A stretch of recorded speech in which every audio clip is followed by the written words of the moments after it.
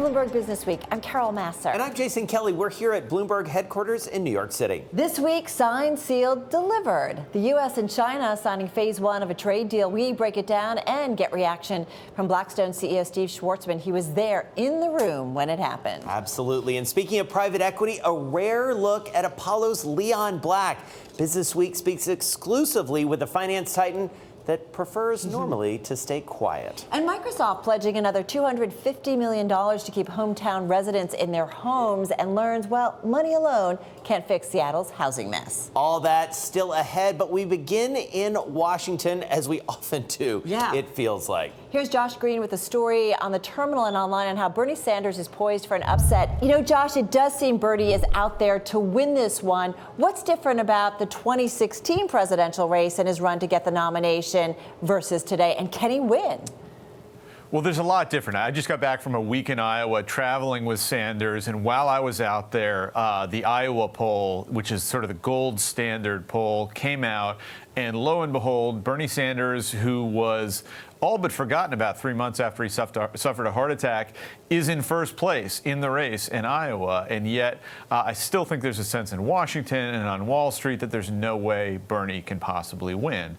So what I do in the magazine this week is do a deep dive into Sanders and look at what is different about his race this time around. The main thing is he's running to win. Last time around, when he was running against Hillary Clinton, he was in the race, I think, more to make a point.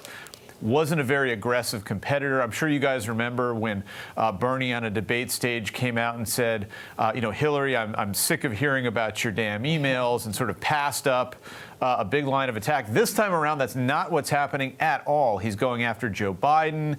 He's attacking his purported ally, Elizabeth Warren. There's a big spat going on there. But the key takeaway here is that Bernie is playing to win, and he is actually in position to be able to do so. And Josh, tell us about that Warren v. Sanders battle that is shaping up. You had a great cover story earlier last year about Elizabeth Warren and her sort of reemergence in some ways. There is a real clash going on between the two of them.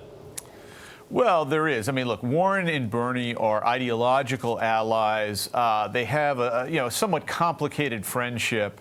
But what happened was, while I was out there in Iowa, Politico reported that Bernie's campaign had been giving its surrogates talking points, telling them to tell voters to attack Elizabeth Warren as an elitist and somebody who couldn't unify the party and beat Donald Trump. That is a harsh attack from someone supposed to be an ally. The story went public, and it looks like, in retaliation, Warren's camp leaked that in a private meeting between the two of them at the beginning of this cycle, Sanders had said to Warren, I don't think a woman can win this race. Now, none of this was ever spoken of. It only came to light a few days before this past weekend's debate. And it set off a firestorm, as you might expect, with the political press out there putting pressure on Warren to say, is this true? Well, after about a day of being quiet, Warren put out a public statement. It was like pouring gasoline on a fire. She said that he had said that. He said that he hadn't. And all of a sudden, you have the two highest profile liberals, both frontrunners in Iowa, fighting amongst themselves and then up on the debate stage. So it certainly adds another element of drama to what is already shaping up to be an exciting Democratic primary, which gets going in just over 2 weeks from now. Right. So much time spent on that Warren-Sanders spat there. I think what I find interesting, and you cover it in your story, Josh, is can Bernie Sanders move beyond just his hardcore supporters? Can he widen his appeal and get that nomination? Yeah, I mean, if you look at the polling crosstabs, I mean, Bernie has the most loyal supporters that are out there. But I interviewed his campaign manager, Faz Shakir, who said, look, we're counting on them, but we're going to need more than that. So Sanders' plan is to try and expand the Iowa caucus electorate, to bring in independents, moderates, people who don't typically caucus, because if you look at them in the aggregate, they disproportionately support Sanders. So one way to think of this is that Sanders is trying to do in 2020 what Barack Obama did in 2008, and that is to excite a broad group of people, new people, bring them into the caucus, and let that carry him to victory. That is the Sanders plan for Iowa. And so, Josh, meanwhile, right there where you are in Washington, different sort of drama on Capitol Hill. Impeachment really going to the next step at this point. What's the backdrop for the election when you think about impeachment? What role does it play? Well, it affects just about everything. I mean, Nancy Pelosi delayed for several weeks bringing the articles of impeachment over to the Senate. We saw that happen this week, but it had the effect of creating time and space for even more witnesses to come in. A lot of moderate Republicans are under pressure about whether or not they'll allow witnesses on the trial. At the same time, it's also managed to throw a monkey wrench into the Democratic primaries, because all of a sudden you have Elizabeth Warren, Bernie Sanders, Amy Klobuchar are going to have to leave the campaign trail in Iowa and come back and sit in the Senate for this impeachment trial. Ultimately, we don't know where this thing is going to lead. Could depend on whether there are witnesses. Could depend on what new revelations come out. Could depend on whether this galvanizes Democrats to get excited, to come out, to vote for their nominee in November, or whether it backfires on Democrats and galvanizes Republicans, as President Trump is hoping. So we do know there will be a ton of drama, but we don't really know what the outcome is going to be. Well, coming up, more from D.C., including President Trump has arrived at his China moment. We break down the details of that trade deal. And we get reaction from Blackstone's Steve Schwartzman. He was in the room. This is Bloomberg BusinessWeek.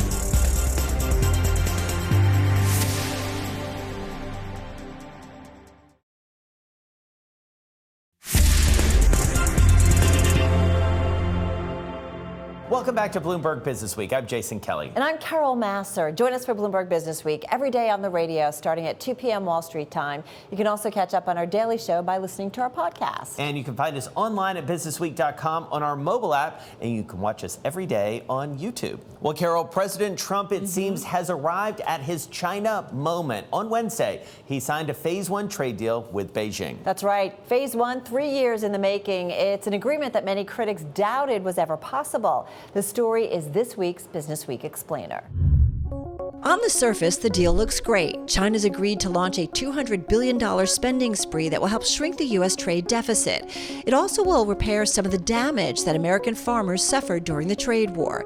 China's also promising to respect American intellectual property, not steal it. And Beijing has pledged to not manipulate its currency. Now, President Trump faces the issue so many other U.S. presidents have. China has been better at breaking promises than delivering them.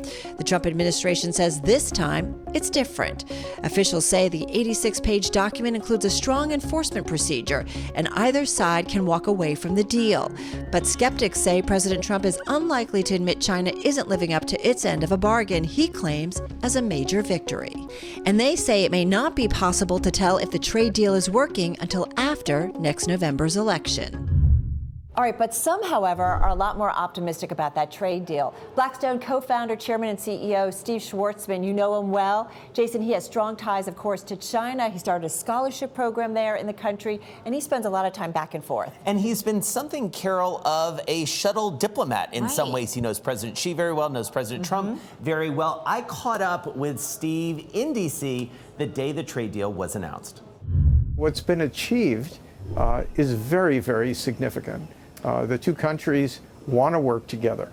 That's a huge change. What we're seeing are countries that are competitive, but also have this huge relationship trade-wise. Together, these two countries, hard to believe, the way you, depending upon how you calculate it, have between 35 and 40% of the world's economy just in two countries. Right. So the idea of decoupling and everybody going their own way on virtually everything is impractical, and it's also not good for the world economy. Right. So what the two countries have done now is figure out where they can start the dialogue, how they can implement it, and it's a very positive feeling. This wasn't a grudging type of deal that's been entered into. All right, so Steve, obviously you've been playing a bit of a role of a statesman going back and forth between these two leaders that you know very well. At the end of the day, you're a businessman, you're an investor. What does this do for you as a businessman, as an investor sitting at Blackstone? Does it amplify, does it accelerate investments that you may be making around the world and specifically in China? Well, what it does is it provides a baseline of a better world economy. And I think you're seeing in the markets over the last sort of whatever you want to measure, the last year, certainly the last few months, as this agreement's come together. It's not the only reason for strong markets, but it's the business community globally telling you that things are better now in terms of prospects than they were before this agreement was entered into. Let's get more on the economics of the trade deal. Let's bring in Sean Donnan in D.C. with his story on how now comes the hard part. After the handshake, we've seen the photo ops. This is the tough part. Why is it so hard, Sean? Well, it's tough because of the history. President Trump is not the first president to make a deal with China. The thing that the administration says is very different about this deal, and the reason they think they can get China to live up to its commitments, is this enforcement mechanism that's in there. There's this kind of 90-day process of consultations at the end of which you can whack the Chinese with tariffs if you choose to. That's good. That seems to be a mechanism that could work. But it's also an unwinding of the kind of global system that was set up in the 1990s, and that's essentially the World Trade Organization, which was set up to be a neutral arbiter in disputes like this. And the Trump administration is just going around that. And that has big consequences for everyone else in the world, because it means that that's going to reduce the credibility of the WTO and its ability to keep the peace in global trade at a time when the Trump administration is already undermining it by failing to appoint or blocking the appointment of new judges. So there's big consequences for not just the U.S. and China in terms of trying to get China to live up to this deal, but also for the rest of the world and global trade. I mean, the whole idea of the WTO is to avoid trade wars. Donald Trump's gone down the path of trade wars, and now he's promising more trade wars to try and enforce deals, essentially, if that's right. if that becomes the issue. This is phase one. Even calling it phase one implies that there will be at least one more subsequent phase. Tell us about the timing expected or speculated about when it relates to phase two. Right. So when President Trump set out to take on China, he promised a big comprehensive deal that was going to address all of American businesses' complaints with China. And that was everything from intellectual property theft to big subsidies that Chinese companies get from the government there in the form of cheap loans, cheap electricity, and so on. The Chinese had other views, and they, despite all the pressure and all the tariffs that President Trump put in place, said we're not going to play that game on things like industrial subsidies, and that left this much smaller deal, this phase one deal that's there. If you talk to the American business community, they really want more. They want the administration to address subsidies, but then there's also the issue of, are the tactics working for the president? He is leaving these tariffs in place, a huge whack of tariffs, $360 billion in imports from China is still subject to tariffs, and those are tariffs that companies are paying. So this is, and he says that leverage will help him get to a phase two, but he's also conceded that phase two may not happen until after the presidential election in November. And if you talk to a lot of trade experts, a lot of people who've negotiated with China in the past, they say, well, I'm not sure that we're ever going to see a phase two, because I'm not sure Xi Jinping is ever going to give up on things like Chinese subsidies to businesses, because that's his economic model. That's what got China to where it is today. Up next, the Tokyo job. A few weeks after Carlos Ghosn's great escape, his legal problems are nowhere near over. Plus, dating app Bumble bumbles forward. We have an inside look. This is Bloomberg BusinessWeek.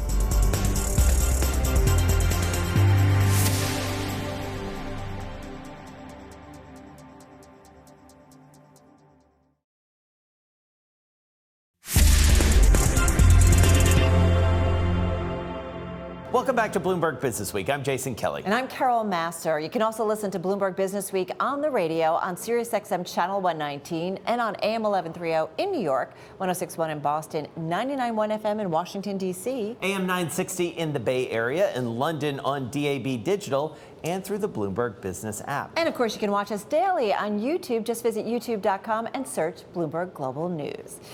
It is now approximately 3 weeks since Carlos Ghosn, the ousted head of Nissan and Renault, escaped from Japan. And while we're all obsessed with the Hollywood-like feel of this story, there is still something we really shouldn't forget. And that's the outstanding legal charges against Carlos Ghosn. Greg Farrell contributed to this week's story in the magazine. It's called The Tokyo Job.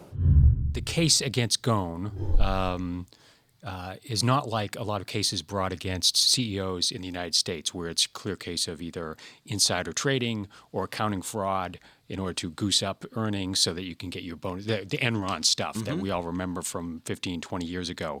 The case against Ghosn is unusual insofar as it's he's been accused of helping himself to more money than he deserved, or somehow finagling a way to get the board to approve, or unbeknownst to the board, and even bigger pay packages than he was entitled to, which is uncommon. It's seen rarely here. Basically, to my mind, it brought back the case against former Tyco CEO Dennis Kozlowski and his CFO, brought not by the federal government, but by the Manhattan District Attorney, Bob Morgenthau, back in the 04-05 era. And that was kind of a messy case. It was not clear. They went after him on books and records issues, et cetera, but it did not have that clear resonance that an accounting fraud, a securities fraud case has. Tyco shareholders were not really burned by this. Yes, Kozlowski helped himself to more money than the board had approved, but unlike Enron, unlike HealthSouth, unlike some of these other WorldCom, Tyco was a real profitable company, and its shareholders were doing well. So this falls into that category. Ghosn was accused of helping himself to more than he deserved, and basically parlaying his position to enrich himself. Another thing that was missing from Morgenthau's case against Tyco, but clearly present here, is the plan, and Carlos Ghosn referred to this in his press conference last week, to basically fold Nissan into a wider global automotive group that would basically remove the essential Japanese element from it, or make it less of a Japanese champion brand that it had been. And I think he's actually got a point there, that this is something that didn't go over well. But it was in the works. It was in the works, right? It was in the works, and it's more than a coincidence, I think, that this very aggressive regulatory legal action and prosecution of Ghosn took place at a time when Nissan was, in fact, drifting towards becoming an international brand and less of a Japanese brand. He is not out of the woods at this point. And as you said right before we came on air, we don't know how this ends. Yeah, exactly. We're in new territory here. You have, I've been doing this a long time. I can't remember such a highly visible case where someone has escaped a jurisdiction to, I'm thinking Robert Vesco in Cuba in the 1970s, and then he was stuck in Cuba, and he was a prisoner there for the rest of his life. And Ghosn was able to escape confinement in Japan, escape the near-term threat of basically 10 or 15 years in prison if convicted, and now he's in Lebanon, where he has friends and one would presume to some extent a supportive government, but he's kind of a prisoner there. Right, because the Japanese government has put out, I believe it's called a red notice, right, through Interpol, that basically says if he leaves, he's going to get snapped up. Yes. Or at least it's a threat that if he leaves, he can be snapped up. It doesn't mean it's going to be acted on.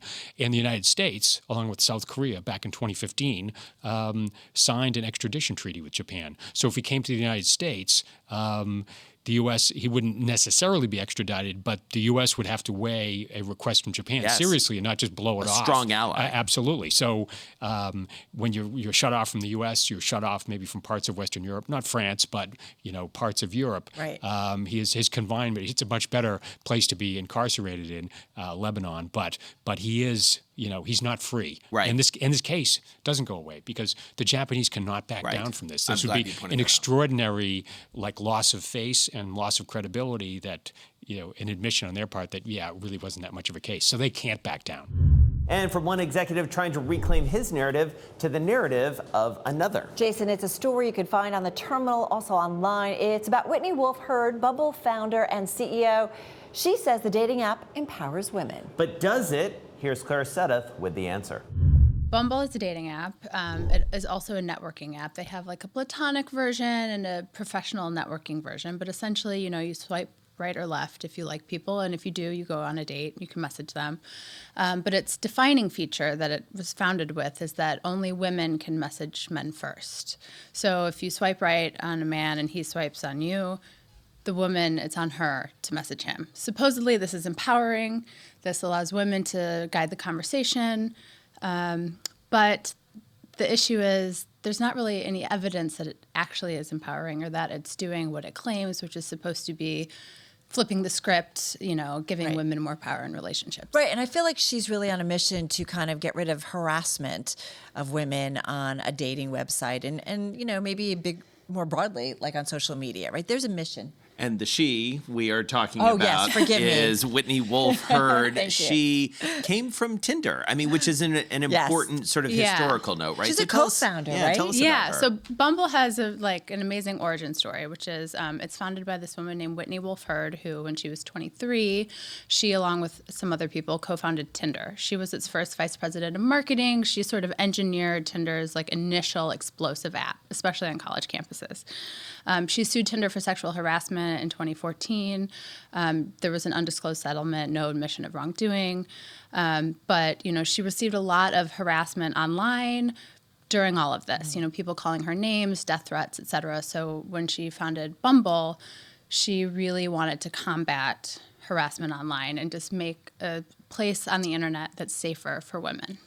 And is she? I mean, that's really the big question I feel like you're trying to get to. Yeah. And you look at the culture of the company because there's been concerns about that and whether or not she's making a difference on social media. Yeah, and this story, I will say, took me a long time to report because initially when someone tells you, we're making the internet safer for women, we have all of these policies in place, you think, okay. Here's the data. That sounds great. They've banned hate speech. Women have to message men first, so it's harder for men to, in theory anyway, harass women, at least out of the blue.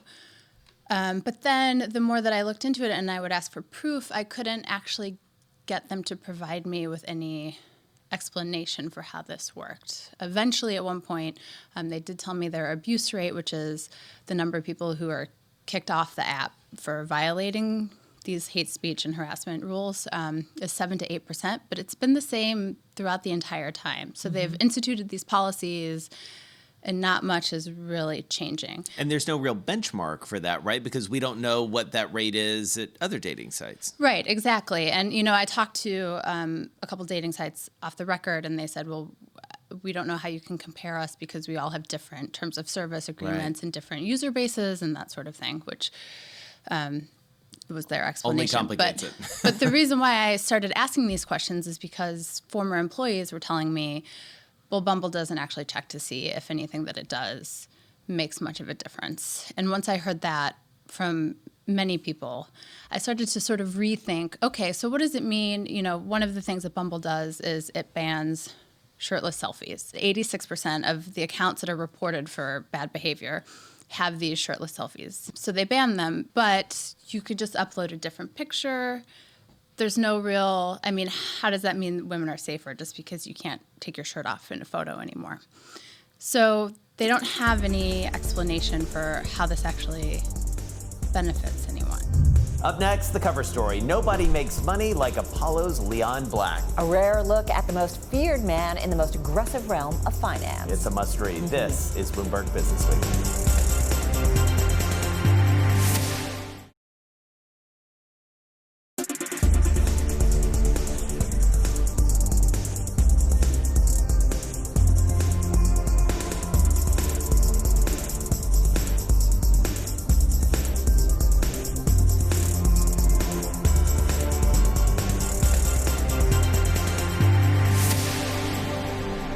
Welcome back to Bloomberg BusinessWeek. I'm Jason Kelly. And I'm Carrol Massar. Still ahead, Microsoft's latest $250 million pledge shows how far is left to go to fix Seattle's housing mess. Plus 5G, why the next generation of wireless technology has sparked health fears over in Europe. And a $120,000 grocery-getting supercar that likes it rough. BusinessWeek goes behind the wheel of Audi's new station wagon. Didn't see that story coming. First up, this week's cover story, Apollo's Leon Black. Now, Jason, even if you don't know Apollo management, you probably know some of the company's targets. Harrah's casinos, Claire's jewelry stores, linen and things. Well, the man behind it all, Leon Black, he's one of the key figures in finance, philanthropy, and certainly the world of private equity. It's an unbelievable story that's really never been told. Here's reporter Caleb Melby. In private equity, there's some people who you can think of as kind of ambassadors for that line of work, right? Probably Steve Schwartzman, chief among them. Leon Black has not shouldered that responsibility to tell the industry's story or anything like that. He's very adverse to the press, and we learned about why when we talked to him. But yeah, Apollo Global Management now has $320 billion under management. That's a figure that's grown sixfold in the last decade. He wants to get it up to 600 in the decade after this one. And he's worth almost $10 billion now. He's chairman of the Museum of Modern Art. Let's talk about some of those junctures going back through history for Leon Black. And one of the most notable is his time at Drexel Burnham Lambert. Remind us why Drexel is so important. Well, he learned under Michael Milken, and he also served as banker to some of the most important corporate raiders of the 1980s. He was banking for Henry Kravis. He was banking for Carl Icahn, who would become something of a mentor. They'd go on vacations together, play poker together. Of course, Drexel is one of the most famous low points, you can probably say, in Wall Street financial history with the trial of Michael Milken, its bankruptcy, and everything else. But also, with time heals all wounds, Michael Milken, Leon Black, a lot of these guys, they're now, that's all in the past, and they've risen to become kind of like lord and master of Wall Street today. And the Drexel part of the story, I think, is really important because the dissolution of Drexel, the bankruptcy, makes Apollo possible. Absolutely. So when Leon first strikes out on his own right around 1990, it's all with Drexel survivors, essentially. And at the same time, there's this credit crunch in the economy, and all of the companies that had been bought or were sitting on piles of high yield debt were now in trouble. And a lot of that debt was issued by Drexel, sometimes by Leon himself. He knows which are the good companies, which are the bad companies, right. And now all of a sudden they're all struggling, and the game is no longer mergers, acquisitions, LBOs. It's about buying that distressed debt and using it to maneuver to take over these companies. And he's had a front row seat as that debt was being issued, and now he forms what's actually called Line Advisors at first, but then later becomes Apollo, to go in, working with backing from Credit Lyonnais, a French bank, to really start to rifle through these distressed companies. And Apollo's really big value add is that they're going for the ones that are so distressed that his competitors, your Kravises, your Icahns, are not touching them. You guys sat down and talked with Leon Black. This is someone who doesn't give interviews. Tell us a little bit about the experience. He was incredibly clever, funny, very obviously intelligent, and was very interested in trying to communicate to us that he felt his company was misunderstood. That's the first line of your story. Yes, yeah. Which is exactly what you said, that the most feared man in the most aggressive realm of finance, he wants to know why he's been misunderstood. Right. And there's a few things at play there. One, we deal with this idea of risk and who bears risk in any private equity deal and who bears risk in a Leon Black deal specifically. And he makes a very good point that, well, Claire's or linens and things or whatever may be a distressed asset that appears risky. Of course, the way Apollo goes about it does not mean Apollo itself or Apollo's investors are bearing a lot of risk, right? You put a little equity in, you get a lot of debt, shift that risk to your creditors, and then of course to the target company itself. And we came with a lot of questions, but that was the thing that really animated him and really seemed to both excite and aggravate him in a way that I found surprising. The notion of risk and the misunderstanding? Yeah, the misunderstanding of him and his company. We have to talk about Jeffrey Epstein because, as you said, that was one of the reasons he came onto your radar and certainly sort of came into much more of the public consciousness over the summer. You talked to him about it. What was his relationship with Jeffrey Epstein, and what's more to say about that? So I do want to clarify, he did not give us comment on Jeffrey Epstein. But yeah, we talked to a lot of other people around it. We learned a few things about that relationship. First of all, what we knew already, they had Epstein had sat on his family company's board. Family charities board. What was he and Black's wife, and they were the only two on the board? Right? For a while, some tax documents said that. Oh, okay. They've said that it was always much more expansive than that. Those documents didn't accurately reflect that. But they had given to each other as charitable endeavors. Et cetera, et cetera. Epstein had been to Apollo's offices to pitch personal tax advice. Bloomberg exclusively reported earlier this year.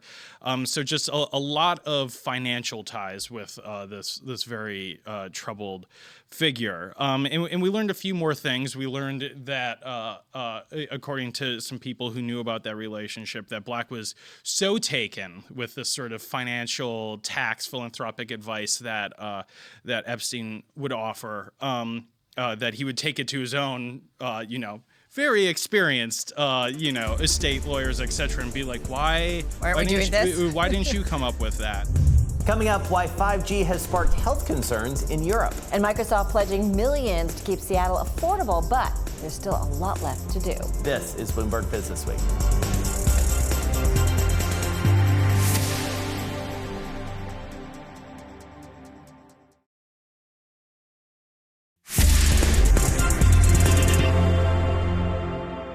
Welcome back to Bloomberg BusinessWeek. I'm Jason Kelly. And I'm Carrol Massar. Join Bloomberg BusinessWeek every day on the radio starting at 2 p.m. Wall Street time. You can also catch up on our daily show by listening to our podcast. And you can find us online at businessweek.com and through our mobile app. And you can watch us on YouTube. Just visit youtube.com and search Bloomberg Global News. And there you can listen and watch interviews such as this one with Mike Finley. He's the CEO at Boingo. It's a company that provides Wi-Fi to venues like airports, hotels, and military bases. We spoke with him about the future of 5G.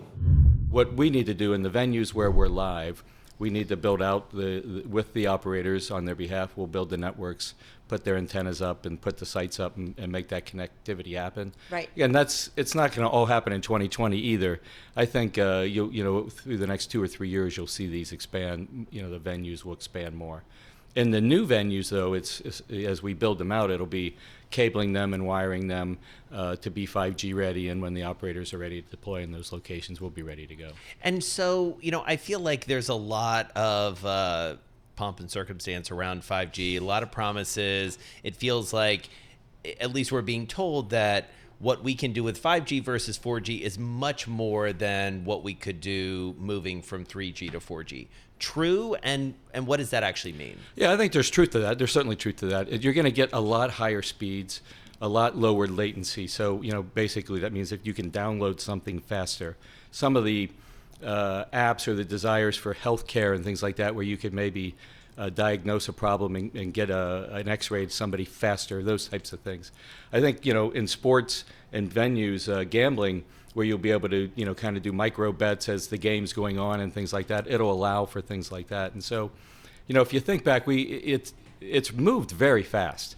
There's been a lot of hype, and I think, it's not overdone, but it's going to happen more in 2020. You'll see more happen in 21 and 22. But as devices come out, as networks get built, it's going to happen. Remember, when 4G launched, Uber and Lyft didn't exist. Netflix streaming didn't exist. And those weren't even considered applications of 4G. So as this comes out, there's incredible apps engineers around the world who are going to be developing a lot of great possibilities. Well, for people like Mike Finley, obviously 5G, a lot of potential, could be very good for business, but there's another aspect that's sparking some concerns. And Jason, that is actually health concerns. That is slowing down 5G's rollout over in Europe. It's a story in this week's business section. We caught up with reporter Thomas Seal over in London.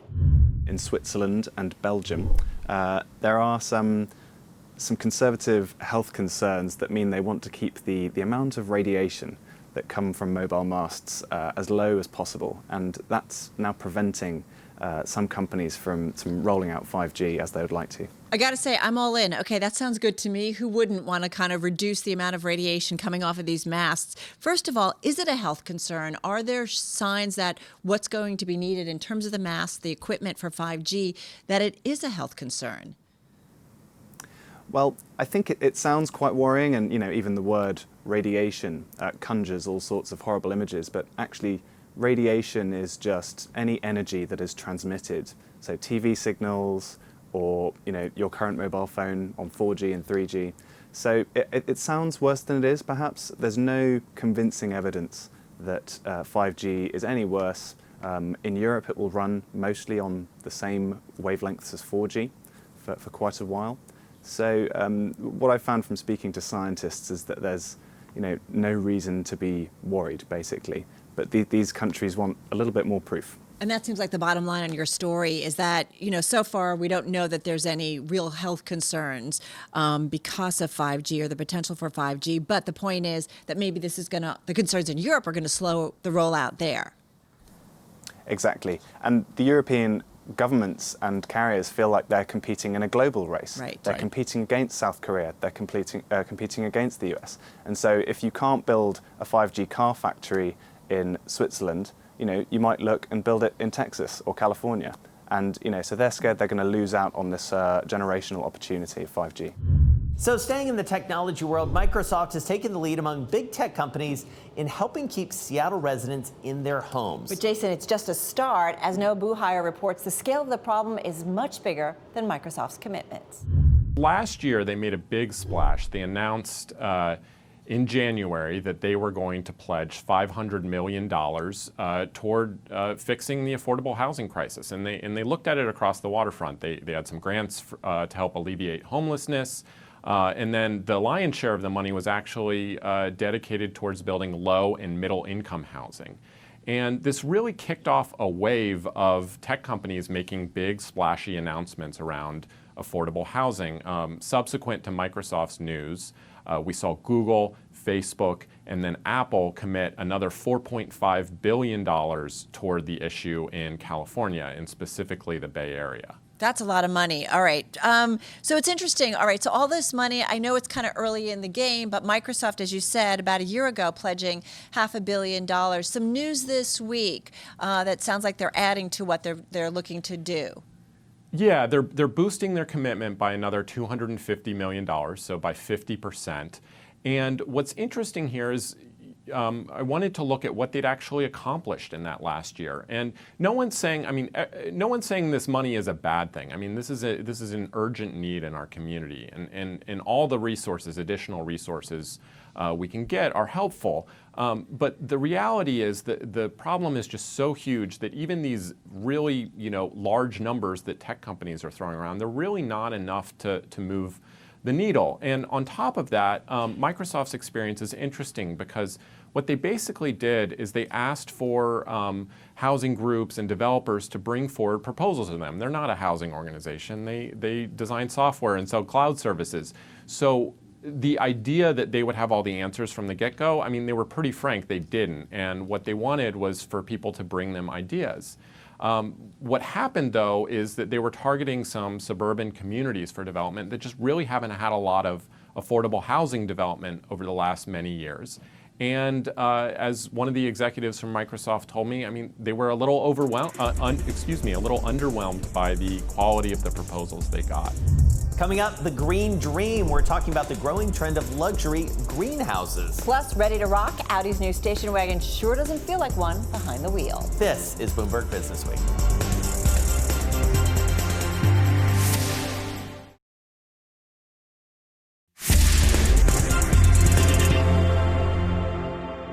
Welcome back to Bloomberg BusinessWeek. I'm Carrol Massar. And I'm Jason Kelly. You can also listen to us on the radio on Sirius XM Channel 119, also AM 1130 in New York, 1061 in Boston, 99.1 FM in Washington, D.C. AM 960 in the Bay Area, in London on DAB Digital and the Bloomberg Business app. And you can catch us and watch us on YouTube. Just visit youtube.com, search Bloomberg Global News.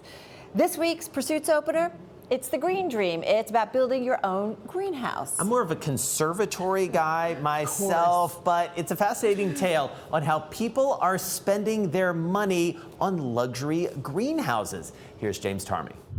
It turns out that very wealthy people in the last 10 years or so have started spending hundreds of thousands of dollars, if not millions of dollars, on their own private greenhouses in an effort to control where their produce comes from. Is this to grow their own kale? What is it? Well, possibly, yes. Kale, tomatoes, lettuce, peppers, all the stuff that you would just buy at a normal supermarket, people are very aggressively trying to grow on their own. So you end up getting tomatoes that, if you actually amortize the cost of what the actual greenhouse costs and so forth, it costs like $40 a tomato or whatever.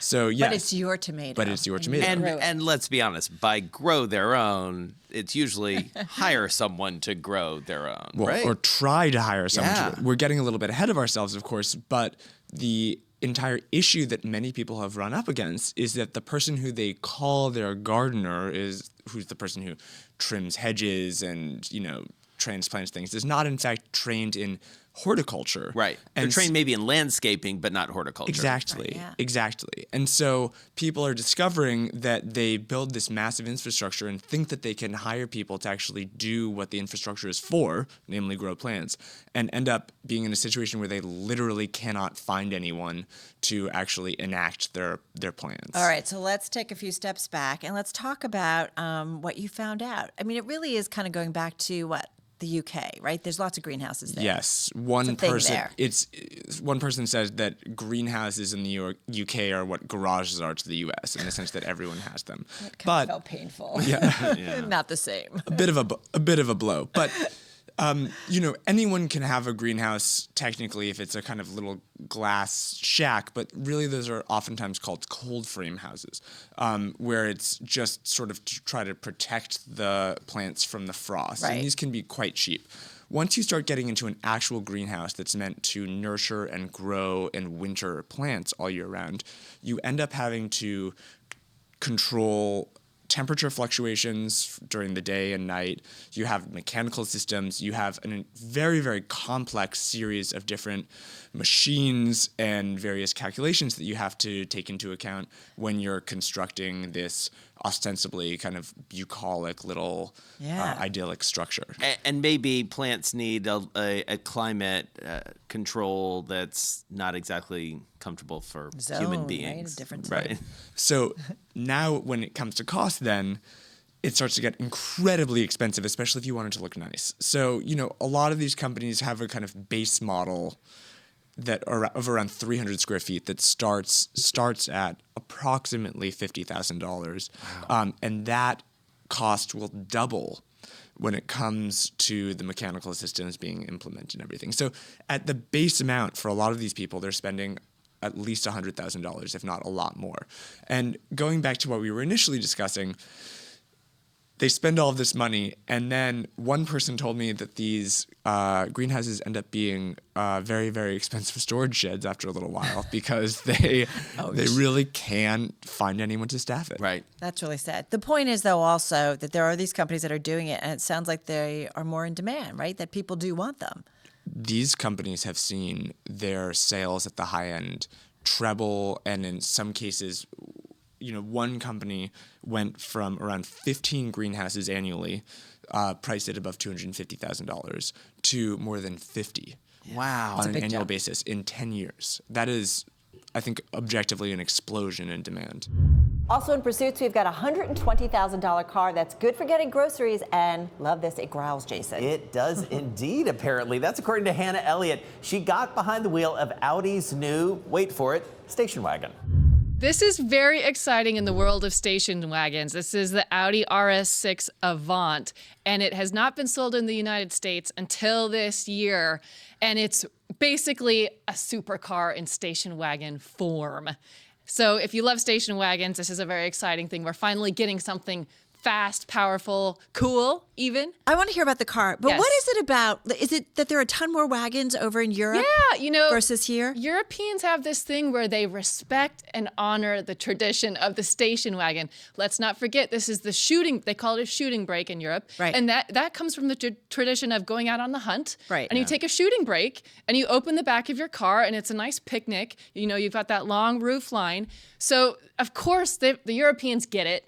We're slowly catching on, and the automakers have finally decided to give us what we want. And so how much of this is about just space, in the sense that, like, Europeans, they have traditionally like a little less space, both in their homes. It's a smaller part of the country. Yeah. Whereas here in the United States, we're like, bigger is better, whether it's a minivan, whether it's an Escalade or a Suburban or whatever. We've gone big and not been as economical, I guess, with the way we design cars. Does that make sense? Totally. I think the key word here is functionality. Yeah. You get something that is the height of a car and the width of a car, so it's smaller than an SUV, but it has the functionality of an SUV. Right. So it's maybe the thinking person's SUV. It's practical. You can put, the back door, it probably has slightly less space than an SUV, but it's as functional, I would say. So we're talking functionality. All right, functional, but you sounded like from this car, from driving it, that you liked it. Tell us where you drove it and what the experience was. Okay, so I took this out in the hills in Malibu, and you may not think this because there's of course the highway in Malibu, but if you take a hard right and you go up in the hills, there are some really aggressive turns up there. So I took this Avant up there, and it performed. I had just gotten out of the Audi R8 and got into this. Now, the R8's their sports car. Right. It kept right up. It has almost 600 horsepower, which is kind of insane. All-wheel drive, all these crazy drive modes.